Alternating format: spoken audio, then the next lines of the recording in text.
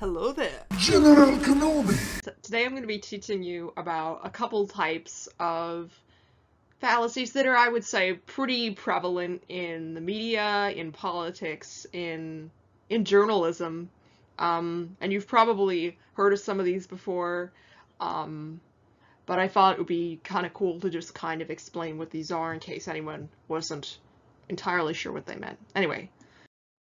Let's get started. So the first fallacy is false dichotomy, which is basically when you're distilling an issue into black and white, where you're saying, okay, there's only two stances on this issue. You either have, extreme position over here or extreme position over here.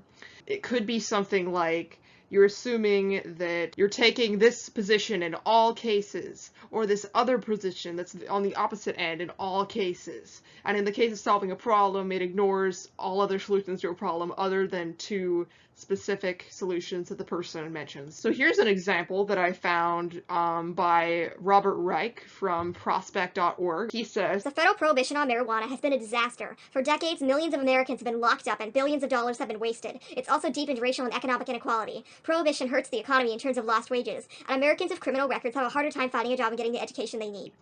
So the problem with this statement is it assumes that there are only two possible ways to regulate recreational marijuana usage, either saying, we're banning it outright in all cases and making it a criminal offense, or you're saying it's entirely legal. And it ignores the possibility of decriminalization, which is basically saying, okay, it's illegal, but we're going to make it a civil offense, similar to like if you get a speeding ticket or, I don't know, jaywalk.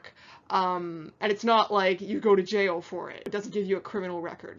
That would address the issues that Reich is talking about, and it wouldn't have some of the disadvantages such as eliminating any sort of disincentive to smoke marijuana. All right, here's the second example.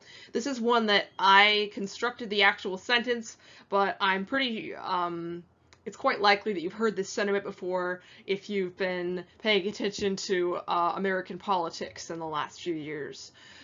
So the statement is, we can't allow people to kill babies moments before birth, therefore we should ban abortions. So this argument is assuming that there are only two possible ways to legislate and regulate abortions. Either you legalize them completely, regardless of trimester, or you ban them outright in all cases, in all circumstances.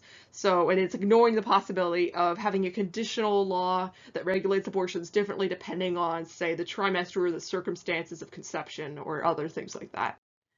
And here's just an extra slide, which are just some interesting things I came across that weren't really relevant, but I wanted to mention. So the author of this Wikipedia page on false dichotomy was speculating that false dichotomy might be caused in part by the nature of language itself, which I thought was kind of interesting. And kind of makes sense because it's easy to like put things, pigeonhole things into categories, and it's a lot harder to, speak with more nuance. And like basically the nature of language makes it a lot easier to just put things in buckets than to, qualify your statements, and also just be more careful about, saying that there's a gradient, there's a spectrum of things. I also think that, personally, I think that false dichotomy is reinforced by the way that we teach writing and argumentative thinking in our culture, because we tend to encourage people to take a firm stance and don't be wishy-washy and take a stand. And I think this can encourage people to just take a really extreme position when that isn't really a natural thing and not really a healthy thing for us to be doing as a society, because I think the right response to many issues, like issues are complicated and they aren't always black and white.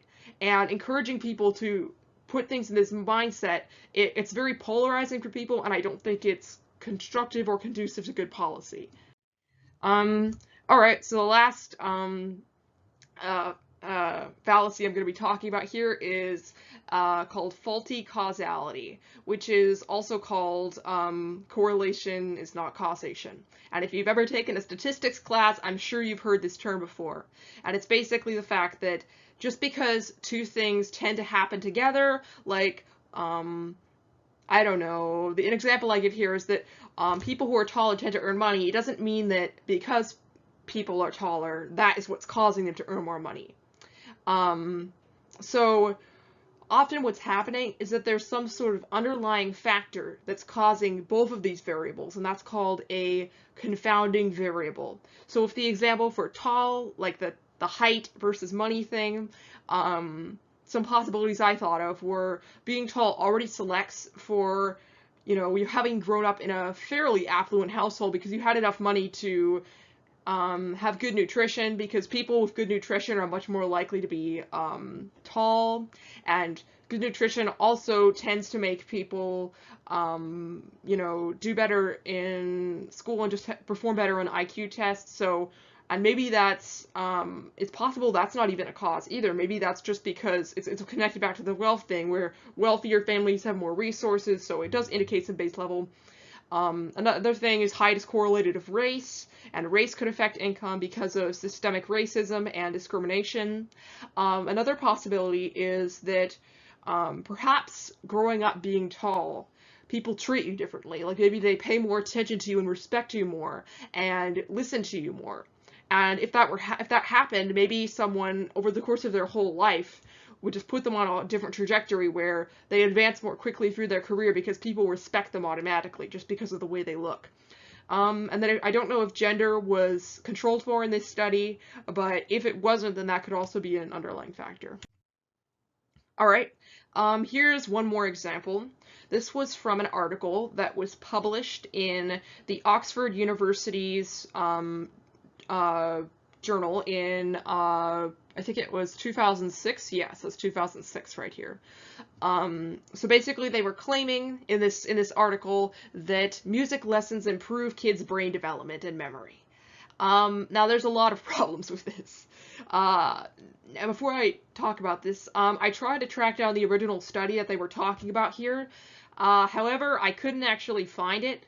I found an article on Science Daily talking about it, and at the bottom they supposedly had a link that was supposed to have the same content as their summary of it, but when I clicked on the link, it timed out. Like the link doesn't work anymore, so it's vanished, I suppose. So the problems generally that I could glean from this were that this wasn't a controlled study. And if you don't know what that means, a controlled study is something like an experiment where you take a random sample of people just starting out who none of them have any music experience, and then you randomly assign some of them to say, okay, as a study, we're going to provide you with this music training, and the other kids don't get anything. So you're randomly assigning that. But that's not what they did here. It was a survey where they looked at kids who were taking music lessons and kids who didn't. And the problem is there are confounding variables here. So, for example, poorer families, even if they wanted to, are likely not going to have the financial ability to support their, to make their children take on this music program. So, and we know that household income is also correlated with a lot of things. It allows people to support their children in other ways, and all of those supporting factors could cause children to perform better on tasks, like the memory tasks and the IQ tests and stuff.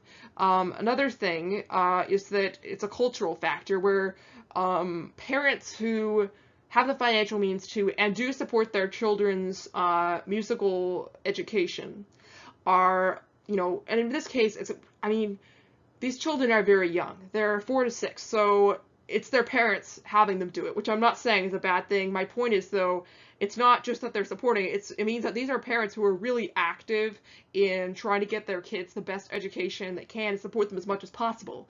And they're likely to support their kids' education and development in other ways, too, beyond music. And I imagine some of those ways, it's quite possible that they could make them perform better on tests. And then finally, how do you recognize this fallacy in your own thinking and in the thinking of others? So my first tip would be, whenever you hear someone making a causal claim, so they're saying X causes Y, examine the evidence carefully. So what do I mean by that? I mean, you should ask yourself, was this based on a controlled study, a randomized controlled study, where you're randomly assigning people to groups? Or was this a survey where you looked at people who are already in said groups and then compare them? Because with the latter, you have a lot of dangers of there being confounding variables. And you can, using statistics, try to sort of afterwards try to control for those variables and account for them, but it's not perfect, and it's much better if you can get a controlled study. And just generally in research, we don't really accept something as being good evidence of causal unless you have a controlled study where you as the researcher are assigning people to groups rather than looking at people who are naturally already in groups. Second tip would be wary of the press coverage of scientific studies in general.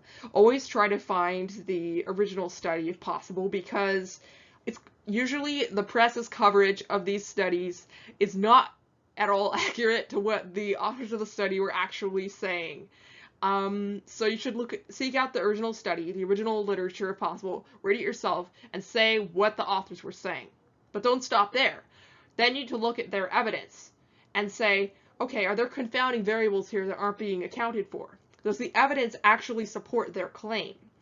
And then, think about, was there a problem with the way they collected data? For example, if you were trying to determine the mean income, and in order to collect that data, you went to, I don't know, Silicon Valley, and then, took data from all of the people there, that's probably not representative of the income distribution of the United States, and you would likely get a mean income that was biased in the direction of being way too high.